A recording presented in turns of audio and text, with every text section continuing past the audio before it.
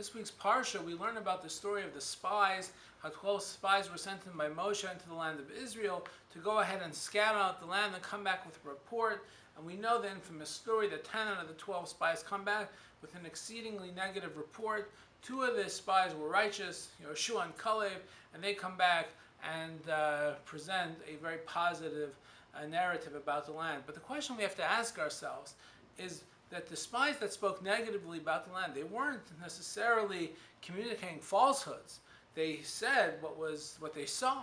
So why do we go ahead and indict them for their actions? They said they saw scary-looking people, and they made sure that people were afraid with that information. But all they did was communicate what they saw. So why do we indict them for their behavior? And I think this really teaches us a very important lesson in life, is that in life many times we see circumstances and we have a choice how to view those circumstances. Do we view those circumstances positively or negatively? Sometimes you can have 5 people in a room and one circumstance occurs and you'll have 5 different opinions about what kind of perspective they came away with.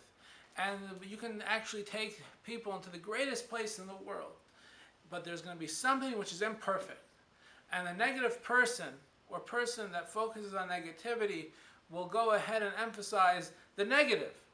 And that's why we go ahead and we're disappointed with the behavior of the spies. Because they went into the land of Israel, the land that flows with milk and honey, the land that's imbued with all these great blessings.